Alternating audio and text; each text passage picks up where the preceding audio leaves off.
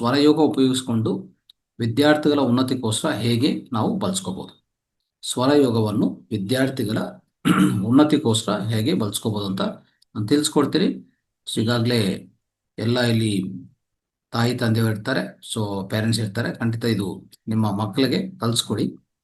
ವಿದ್ಯಾಭ್ಯಾಸಕ್ಕೋಸ್ಕರ ವಿದ್ಯಾರ್ಥಿಗಳ ಉನ್ನತಿಗೋಸ್ಕರ ಸ್ವರಯೋಗವನ್ನು ಬಳಸ್ಕೊಂಡ ವಿಧಾನ ನಾನು ಹೇಳ್ತೀನಿ. ಈ ವಿಡಿಯೋವನ್ನು ಪದೇ ಪದೇ ನೋಡೋದು ಮತ್ತೆ ಎಲ್ಲರೂ ಕಲಿಸೋಕೆ ಪ್ರಯತ್ನ ಮಾಡಿ. ಆಯಿತು. ಈ ಸ್ವರಯೋಗದಿಂದ ವಿದ್ಯಾರ್ಥಿಗಳಿಗೆ ಏನೇನು ಲಾಭ ಆಗತ್ತೆ ನೋಡೋಣ. ಫಸ್ಟು ಜ್ಞಾಪಕ ಶಕ್ತಿ ಹೆಚ್ಚಾಗತ್ತೆ. ಮೊದಲನೇದು, ಮೆದುಳಿಗೆ ಏನಾಗತ್ತಂದರೆ ಅದ್ಭುತವಾದ ಆಕ್ಷನ್ ಸರಬರಾಗಿ ಅವರು ಕಲಿಯುವಂಥ ವಿಧಾನ, ಆ ಶಕ್ತಿ ಅನ್ನೋದು ಮೆದುಳಿನ ಶಕ್ತಿ ಹೆಚ್ಚಾಗುವಾಗ ಅವ್ರು ಕಲಿಯೋ ವಿಧಾನ ತುಂಬ ಚುರುಕಾಗಿರುತ್ತೆ, ತುಂಬ ಚೆನ್ನಾಗಿರ್ತದೆ, ಅದ್ಭುತವಾಗಿರುತ್ತೆ. ಆಮೇಲೆ ಮನಸ್ಸಲ್ಲಿ ಸಮತುಲ್ಯತೆ ಅನ್ನೋದು ಒಂದು ಬರುತ್ತೆ. ಅಂದರೆ ಎಜುಕೇಷನ್ ಮತ್ತು ಇತರ ಸಮಸ್ಯೆಗಳು ಏನೇ ಇದ್ರೂ ಆ ಎರಡೂ ಮಧ್ಯದಲ್ಲಿ ಸಮತೋಲಿತ ಅನ್ನೋದು ಸಾಧಿಸೋಕ್ಕೆ ಸಾಧ್ಯವಾಗುತ್ತೆ. ಯಾಕಂದರೆ ಈ ಸ್ವರಯೋಗ ಆ ರೀತಿಯಲ್ಲಿ ಅವ್ರಿಗೆ ಕಲಿಸ್ಕೊಡೋದು. ಆಮೇಲೆ ಶ್ರದ್ಧಾ ಮತ್ತು ಏಕಾಗ್ರತೆ ಹೆಚ್ಚಾಗತ್ತೆ ಈ ಸ್ವರಯೋಗ ಪ್ರಾಕ್ಟೀಸ್ ಮಾಡ್ತಾ ಹೋದರೆ. ಆಮೇಲೆ ಆತ್ಮವಿಶ್ವಾಸನೂ ತುಂಬ ಹೆಚ್ಚಾಗತ್ತೆ. ಇಷ್ಟೇ ಬೇಕಾಗಿರೋದು ಒಂದು ವಿದ್ಯಾರ್ಥಿಗೆ. ಇಷ್ಟಿದ್ರೆ ಖಂಡಿತ ಅವರು ಏನೇ ಬೇಕಂದ್ರೂ ಸಾಧಿಸ್ಬೋದು, ಅದು ದೊಡ್ಡ ವಿಷಯ ಏನಿಲ್ಲ. ಆದರೆ ಇಷ್ಟು ಮಾತ್ರ ಇದ್ದರೆ ಖಂಡಿತ ಸಾಧಿಸ್ಬೋದು. ಸೊ ಇದಕ್ಕೂ ಒಂದು ವಿದ್ಯಾರ್ಥಿಯಾಗಿ ಏನು ಮಾಡಬೇಕು, ಬೆಳಗ್ಗೆ ಎದ್ದ ಮೇಲೆ ಅದು ತಿಳ್ಕೊಳ್ಳೋಣ. ಸಾಧನೆ ಅಂದರೆ ಏನು ಸಾಧನೆ ಮಾಡಬೇಕು ಅವರು ಸ್ವರಯೋಗದಲ್ಲಿ, ಅದು ಸಂಕ್ಷಿಪ್ತವಾಗಿ ತಿಳ್ಕೊಂಡ್ರೆ ಅದು ಸಾಧನೆ ಮಾಡ್ತಾ ಹೋದರೆ ದಿನನಿತ್ಯ ಹೇಗೆ ನಾವು ಹೇಳ್ತಾ ಇರ್ತೀವಲ್ಲ, ಧ್ಯಾನ ಮಾಡಿ ಆ ಧ್ಯಾನವನ್ನು ಇದರಲ್ಲಿ ಸೇರಿಸ್ಕೊಂಡಿದ್ವಿ. ಪೂರ್ತಿ ಸ್ವರಯೋಗ ಅನ್ನೋದು ಅವ್ರಿಗೆ ಪಾಲನೆ ಮಾಡಿ ಅವ್ರಿಗೆ ಅಭ್ಯಾಸ ಮಾಡಿಸ್ತಾ ಇರಿ ದಿನನಿತ್ಯ ಬೆಳಗ್ಗೆ ಸ್ಕೂಲ್ಗೆ ಹೋಗೋಕೆ ಮುಂಚೆ. ಸೊ ಆದಷ್ಟು ಪ್ರಯತ್ನ ಮಾಡಿ, ಖಂಡಿತ ಯಶಸ್ವಿ ಆಗುತ್ತೆ.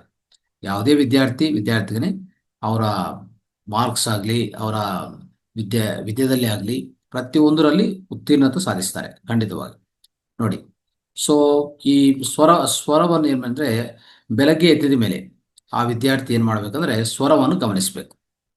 ಸೊ ನಿಶ್ಶಬ್ದವಾಗಿ ಕೂತ್ಕೊಂಡು ಆ ಸ್ವರವನ್ನು ಗಮನಿಸ್ಕೊಳ್ಳಿ. ಅದು ಎಡಗಡೆ ಇದೆಯಾ ಬಲಗಡೆ ಇದೆಯಾ ಸ್ವಲ್ಪ ಗಮನಿಸ್ಕೋಬೇಕಾಗತ್ತೆ. ಓಕೆ. ಆಮೇಲೆ ಯಾವುದೇ ಸಮಯದಲ್ಲಿ ಅವರು ಅಧ್ಯಯನ ಮಾಡುವಾಗ, ವಿಶ್ಲೇಷಣೆ ಮಾಡುವಾಗ, ಓದುವಾಗ, ಸೊ ಇದೆಲ್ಲ ಏನೇ ಮಾಡುವಾಗ ಏನು ಮಾಡಬೇಕಂದ್ರೆ ಪ್ರಧಾನವಾಗಿ ಎಡಗಡೆ ಶ್ವಾಸ ಅಂದರೆ ಚಂದ್ರಸ್ವರ ಅಂತ ಹೇಳ್ತೀವಿ ನಾವು. ಚಂದ್ರಸ್ವರವನ್ನು ಎಡಗಡೆ ಶ್ವಾಸವನ್ನು ಅದೇ ಎಡನಾಡಿ ಅಂತ ಹೇಳ್ತೀವಿ. ಅದನ್ನು ಉತ್ತೇಜನ ಮಾಡ್ಕೋಬೇಕಾಗತ್ತೆ. ಅದು ಕೆಲಸ ಮಾಡ್ತಾ ಇರಬೇಕು. ಅದು ಬಲವಾಗಿ ಕೆಲಸ ಮಾಡ್ತಾ ಇದ್ರೆ ಖಂಡಿತ ವಿದ್ಯಾರ್ಥಿಗೆ ಒಳ್ಳೆ ಫಲಿತ ಸಿಗತ್ತೆ ಅಂತ ಹೇಳ್ಬೋದು. ಅವರು ಮನೆಯಲ್ಲಿ ಅಧ್ಯಯನ ಮಾಡುವಾಗಲಿ, ಸ್ಕೂಲಲ್ಲಿ ಕೂತ್ಕೊಂಡು ಪಾಠ ಕೇಳಿಸ್ಕೊಂಡವಾಗಲಾಗಲಿ, ಅವರು ಬೇಕಾಗಿರೋದು ಅಲ್ಲೇನು ಆಕ್ಟಿವ್ ಕೆಲಸ ಇಲ್ಲ, ಇದೆಲ್ಲ ಕಾಮ್ ಆಗಿ ಮಾಡುವಂಥ ಕೆಲಸ. ಇವೆಲ್ಲ ಚೆನ್ನಾಗಿ ಕೇಳಿಸ್ಕೋಬೇಕು ಅಲ್ವಾ. ಎರಡೂ ಕಿವಿಗಳು ಚೆನ್ನಾಗಿ ಕೆಲಸ ಮಾಡಬೇಕು. ನಮಗೆ ಎರಡೂ ಕಿವಿಗಳು ಚೆನ್ನಾಗಿ ಕೆಲಸ ಮಾಡ್ಕೋಬೇಕು. ಆದರೆ ಆ ರೀತಿಯಲ್ಲಿ ಮಾಡುವಾಗನೇ ಕೇಳಿಸ್ಕೊಂಡೋದು ಹೆಚ್ಚಾಗಿರ್ಬೇಕು, ಮಾತಾಡೋದೇನಿಲ್ಲ ಅಲ್ಲಿ. ಸೊ ಚುರುಕಾಗಿ ಕೆಲಸಗಳು ಮಾಡ್ತಾ ಇರ್ತೀವಿ. ಅಂದರೆ ಬಲಗಡೆ ಶ್ವಾಸದಿಂದ ಏನು ಮಾಡ್ತೀವಿ ನಾವು, ಬಲಗಡೆ ಶ್ವಾಸ ಇರುವಾಗ ಯಾವುದೇ ಒಂದು ಕಾರ್ಯಸಿದ್ಧಿಗೋಸ್ಕರ ತುಂಬ ಚುರುಕಾಗಿ ಸೊ ಆ ರೀತಿಯಲ್ಲಿ ಕಾರ್ಯಾಚರಣೆಗಳು ಮಾಡ್ತಾ ಇರ್ತೀವಿ. ಅದು ಬೇಕಾಗಿಲ್ಲ ಹೆಚ್ಚಾಗಿ. ಇಲ್ಲಿ ಬೇಕಾಗಿರೋದು ಎಡಗಡೆ ಶ್ವಾಸ. ಸೊ ಇದನ್ನು ಪ್ರಧಾನವಾಗಿ ಗಮನಿಸಿ. ಫಸ್ಟ್ ಸ್ವರವನ್ನು ಗಮನಿಸಿಕೊಂಡು ಸೆಕೆಂಡ್ ಏನಂದರೆ ನಾಡಿ ಶುದ್ಧಿ ಪ್ರಾಣಾಯಾಮ. ಇದು ಸ್ಕೂಲಲ್ಲಿ ಮಾಡೋಕ್ಕಾಗಲ್ಲ, ಆದರೆ ಮನೇಲಿರುವಾಗ ಸ್ವರವನ್ನು ಗಮನಿಸ್ಕೊಳ್ಳಿ ಒಂದು. ಸೊ ಎಡಗಡೆ ಶ್ವಾಸ ತುಂಬ ಉತ್ತಮ, ಸ್ಟಡಿ ಮಾಡೋಕ್ಕಾಗಲಿ, ಕ್ಲಾಸಲ್ಲಿ ಕೇಳಿಸ್ಕೊಳೋಕ್ಕಾಗಲಿ. ಎರಡನೇದು ನಾಡಿ ಶುದ್ಧಿ ಪ್ರಾಣಾಯಾಮ, ಬೆಳಗ್ಗೆ ಪ್ರಾಣಾಯಾಮ. ಅದೊಂದು ಪ್ರಾಣಾಯಾಮ ಪ್ರಾಕ್ಟೀಸ್ ಮಾಡಿಸಿ ಪ್ರತಿಯೊಬ್ಬರಿಗೂ. ಸೊ ನಾಡಿ ಶುದ್ಧಿ ಪ್ರಾಣಾಯಾಮ ಅತಿ ಸುಲಭವಾದದ್ದು. ನಾಡಿ ಶೋಧನ ಪ್ರಕ್ರಿಯೆ ಅಂತ ಹೇಳ್ತೀವಿ, ಆಲ್ಟರ್ನೇಟಿವ್ ನಾಸ್ಟ್ರಲ್ ಬ್ರೀತಿಂಗ್ ಅಂತ ಕರಿತೀವಿ. ಅದನ್ನು ಅಭ್ಯಾಸ ಮಾಡಿಸಿ ಮಕ್ಕಳಿಗೆ ವಿತೌಟ್ ಫೇಲ್. ಓಕೆ. ಎಡಗಡೆ ತಗೊಂಡೋದು, ಮತ್ತು ನಿಧಾನವಾಗಿ ಎಡಗಡೆ ತಗೊಂಡೋದು, ಬಲಗಡೆ ಬಿಡೋದು, ಮತ್ತು ಬಲಗಡೆಯಿಂದ ತಗೊಂಡೋದು, ಎಡಗಡೆ ಬಿಡೋದು.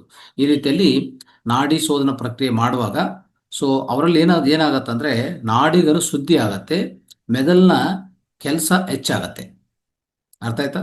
ಯಾಕಂದರೆ ಮೆದುಳಿಗೆ ಬೇಕಾಗಿರುವಂಥ ಆಕ್ಷನ್ ಸರಬರಾಗತ್ತೆ. ಅವಾಗ ಮೆದುಳಿನ ಶಕ್ತಿ ಹೆಚ್ಚಾಗೋದು, ಮೆದುಳಿನ ಕೆಲಸ, ಅದರ ನೈಪುಣ್ಯತೆ, ಶ್ರೇಷ್ಠತೆ ಹೆಚ್ಚಾಗತ್ತೆ. ಇದು ಪ್ರಧಾನವಾಗಿ ಗುರುತಿಸಿ ದಯವಿಟ್ಟು. ಅಂದರೆ ಪ್ರತಿಯೊಬ್ಬರು ಮಕ್ಕಳಿಗೆ ಬೆಳಗ್ಗೆ ಎದ್ದಿದ ಮೇಲೆ ಅವರು ಕನಿಷ್ಠ ಪಕ್ಷ ಈ ನಾಡಿ ಶೋಧನ ಪ್ರಕ್ರಿಯೆ ಒಂದು 5 ನಿಮಿಷ, ಆಯ್ತಾ. ಇದಾದ್ಮೇಲೆ ಅದಕ್ಕಿಂತ ಮುಂಚೆನೆ ಸ್ವರವನ್ನು ಗಮನಿಸ್ಕೊಳ್ಳಿ, ತೊಂದರೆ ಇಲ್ಲ, ಯಾವ ಸ್ವರ ಇದೆ ಅಂತ ಗಮನಿಸ್ಕೊಳ್ಳಿ. ಸ್ಟಡಿ ಕೂತ್ಕೊಳ್ತಾ ಇದ್ರೆ ಎಡಗಡೆ ಶ್ವಾಸವನ್ನು ಅವ್ರಿಗೆ ಆಕ್ಟಿವೇಟ್ ಮಾಡಿ ಕೂರಿಸಿ.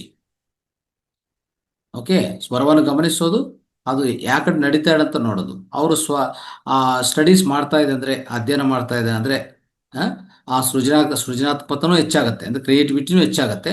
ಅವರು ಎಡಗಡೆ ಶ್ವಾಸವನ್ನು ಆಕ್ಟಿವೇಟ್ ಮಾಡಿ ಕೂರಿಸಿ. ಅದಕ್ಕೆಲ್ಲದಕ್ಕೂ ಮುಂಚೆ ಈ ನಾಡಿ ಶುದ್ಧಿ ಪ್ರಾಣಾಯಾಮ ಒಂದ್ಸರಿ ಮಾಡಿಸಿ.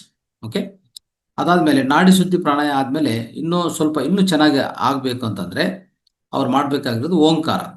ಈ ಓಂಕಾರ ಪ್ರಾಣಾಯಾಮ ಅಂದರೆ ದೀರ್ಘ ಶ್ವಾಸ ಒಳಗಡೆ ತಗೊಂತ, ಆ ದೀರ್ಘ ಶ್ವಾಸ ಒಳಗಡೆ ತಗೊತಾ ಇರುವಾಗನೇ ಓಂ ಅಂತ ಹೇಳ್ಬೇಕಾಗತ್ತೆ. ಓಕೆ, ಆ ಮಂತ್ರ ಅಂದರೆ ಓಂ ಮಂತ್ರ ದೀರ್ಘವಾಗಿ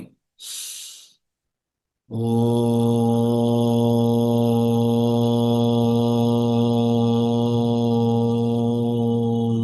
ಈ ಥರ ಒಂದು 21 ಸರಿ ಮಾಡಿದರೆ ತುಂಬ ಉತ್ತಮ. ಅಂದರೆ ದೀರ್ಘ ಶ್ವಾಸ ಒಂದ್ಸರಿ ತಗೊಂಡೋದು, ಒಂದು ಓಂ ಮಂತ್ರವನ್ನು ಜಪಿಸೋದು, ಮತ್ತು ದೀರ್ಘ ಶ್ವಾಸ ತಗೊಳ್ಳೋದು.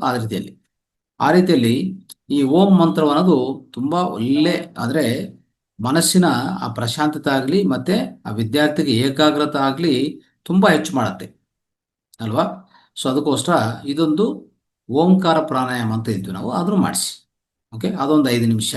ನಾಡಿ ಶುದ್ಧಿ ಪ್ರಾಣಾಯಾಮ ಒಂದು 5 ನಿಮಿಷ. ಆಮೇಲೆ ಇನ್ನೊಂದು 5 ನಿಮಿಷ ಮಾಡಿದರೆ ಧ್ಯಾನ ಮಾಡಿಸಿ. ಓಕೆ, ಇನ್ನೊಂದು 5 ನಿಮಿಷ ಧ್ಯಾನ ಮಾಡಿಸಿ. ಸ್ವಲ್ಪ ಮಕ್ಕಳು ಧ್ಯಾನ ಮಾಡಲ್ಲ ಅಂದರೆ ಅವಾಗ ಅವ್ರಿಗೆ ಒಂದು ಸಣ್ಣ ಟೆಕ್ನಿಕ್ ಏನಂತಂದರೆ, ಒಂದು ಮಂತ್ರ ಇದೆ. ಯಾವುದಕ್ಕೆ? ವಿದ್ಯೆದಲ್ಲಿ ಶ್ರದ್ಧೆ ಹೆಚ್ಚಾಗಕ್ಕೆ ಒಂದು ಮಂತ್ರ ಇದೆ.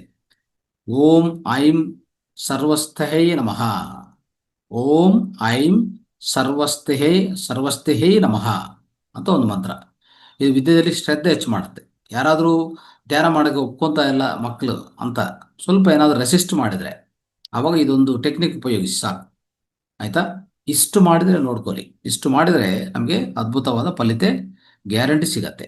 ಓಕೆ, ಅದಕ್ಕೋಸ್ಕರ ಈ ಸ್ವರವಯೋಗದಲ್ಲಿ ಚಂದ್ರಸ್ವರ ಅನ್ನೋದು ಅವರು ಅಧ್ಯಯನ ಮಾಡುವಾಗ, ವಿಶ್ಲೇಷಣೆ ಮಾಡುವಾಗ, ಏಕಾಗ್ರತೆ ಹೆಚ್ಚು ಮಾಡೋಕ್ಕೆ, ಚೆನ್ನಾಗಿ ಕೇಳಿಸ್ಕೊಂಡೋಕ್ಕೆ, ಇದಕ್ಕೆಲ್ಲ ಉಪಯೋಗಕರ ಅಂತ ಇದು ಒಂದು ಅದ್ಭುತವಾದ ಸ್ವರಯೋಗದ ಟೆಕ್ನಿಕ್. ಇದು ಚಂದ್ರಸ್ವರ ಅನ್ನೋದು ಬಳಸ್ಕೋಬೇಕಾಗತ್ತೆ. ಇದು ಗಮನಿಸಿ, ದಯವಿಟ್ಟು ಇದನ್ನು ಉಪಯೋಗಿಸ್ಕೊಳ್ಳಿ.